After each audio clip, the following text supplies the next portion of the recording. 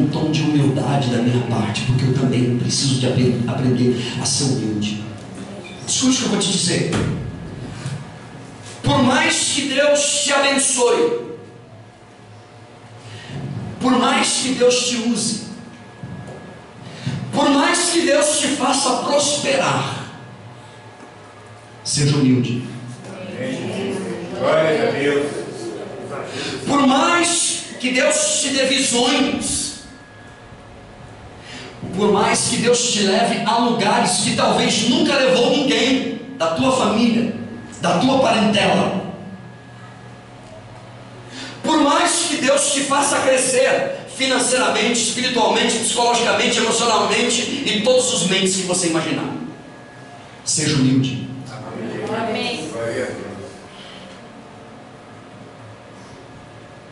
O termo humilde vem da palavra humilhar,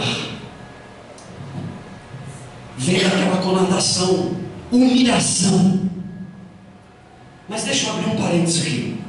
Ser humilde não significa, ouça-me por favor, ser humilde não significa aceitar o pequeno, aceitar a miséria, aceitar o fracasso e se conformar com aquilo. Amém. Isso não é humildade. Ser humilde não é usar roupas velhas, rasgadas, para dizer eu sou humilde. A gravata torta, cabelo bagunçado, fedor de sovaqueira. Isso não é humildade. Não é humildade. Eu conheço, irmãos, você também deve conhecer. Eu conheço milionários humildes, mas tão humildes que eu perco para ele de 10-0.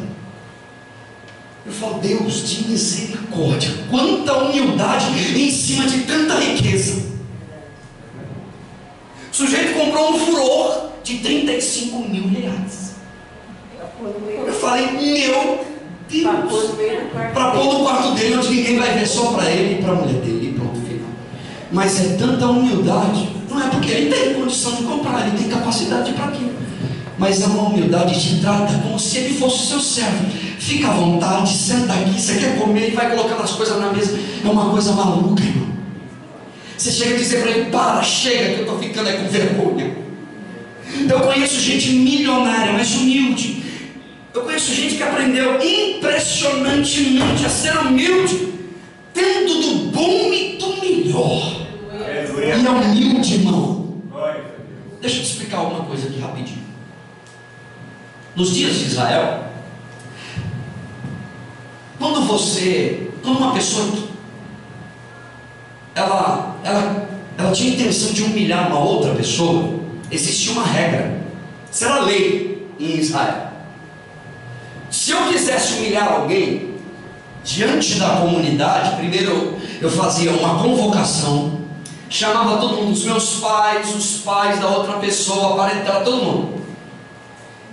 Eu chamava essa pessoa diante de todo mundo, colocava ela no centro da roda, eu escarrava no rosto dela, o quanto eu quisesse, eu ia escarrar no rosto dela 3, 4, 5, até 7 vezes. Presta atenção, isso era a norma de Israel. Eu escarraria no rosto dela, eu rasgaria a camisa dela de cima a baixo até a altura do umbigo. Isso tem um significado que você nem imagina.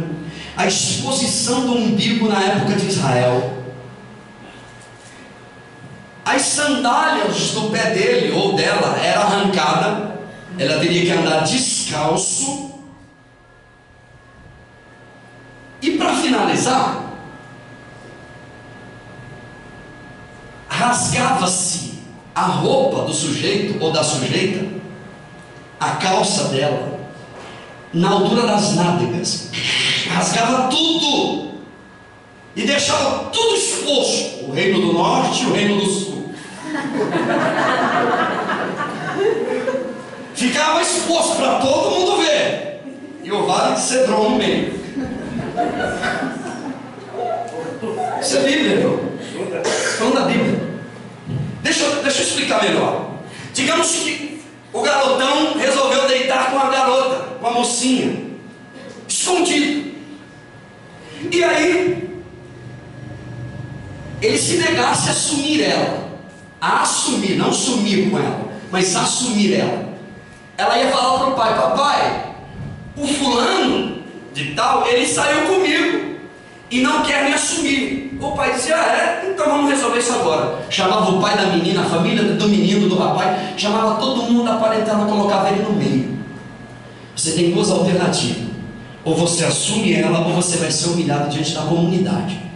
Se ele dissesse: eu não vou assumir, chamava todo mundo, irmão, o máximo de pessoas possível para zombar dele. Ela escarrava no rosto dele o quanto ela quisesse, rasgava a roupa dele, a camisa dele até a altura do umbigo, arrancava a honra dele, as sandálias dos pés dele, jogava fora e ia bem lá atrás e rasgava, e deixava o reino do norte e o reino do sul exposto. Pegava na mão dele e saía no arraial inteiro dando volta e anunciando, e todo mundo gritando e zombando da cara dele. Duas alternativas: ou aceita, ou vai ser humilhado na frente de todo mundo. Pois bem, onde eu quero chegar com isso daqui? Certa feita, por causa da desobediência de uma nação, espere antes de chegar a uma conclusão do que eu vou dizer. Deus chamou Isaías, o profeta Isaías. Não era alguém comum, alguém da comunidade. Era o profeta que representava Deus, que era a boca de Deus. E Deus disse para o profeta Isaías: Isaías, você vai ser o meu manequim para essa nação. Como assim, Senhor?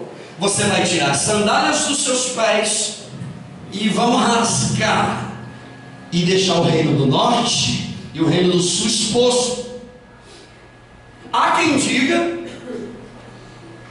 há um debate sobre isso, que ele ficou apenas com a roupa de cima e com o samba canção mostrando, coisa desse tipo, com o cuecão aparecendo. Há quem diga que ele ficou exposto mesmo durante 3 anos. Isaías, você é meu profeta, você está disposto a prosperar, está disposto a ser abençoado, mas eu quero saber uma coisa: você está disposto a ser exposto por uma causa que eu quero resolver, Isaías? Tem uma causa que eu preciso resolver e conto contigo como meu manequim. Você vai ser exposto e andar nas entrelinhas de Israel, anunciando, aliás, nas entrelinhas do Egito e da Etiópia, anunciando que se eles não se converterem, se eles não mudarem a vereda e o caminho deles, da mesma maneira que você está andando, do mesmo jeitinho que você está sendo mostrado para eles, eu vou fazer com cada um deles. Mas a minha pergunta aqui nessa noite é a seguinte: nós estamos dispostos a prosperar, nós estamos dispostos a receber a bênção de Deus, mas nós estamos dispostos a sermos expostos por causa dele?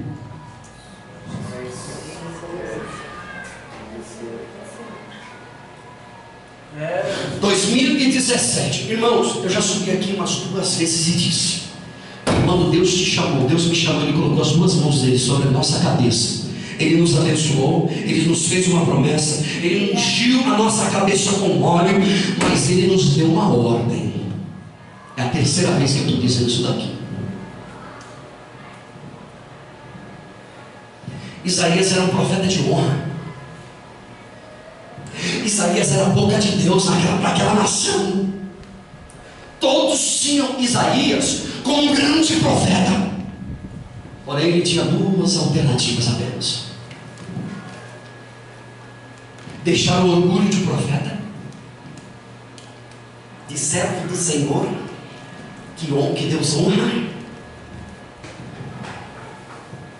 ou ser humilde e aceitar uma proposta desafiadora para a vida dele. O coração está cheio. Tem alguém aqui que Deus tem te orientado. A proposta é desafiadora, não é dessa natureza, não é tão grande assim, e ainda assim você está resistindo à vontade de Deus. A Bíblia Sagrada diz que durante 3 anos Isaías foi exposto. Que culpa Isaías tinha da desobediência do Egito e da Etiópia? Nenhuma. Porém, Isaías preferiu ir pelo caminho da humildade e da obediência. Se expôs por uma causa que não era dele, era uma causa divina, portanto também era uma causa dele. E por isso diz a Bíblia que Deus o exaltou.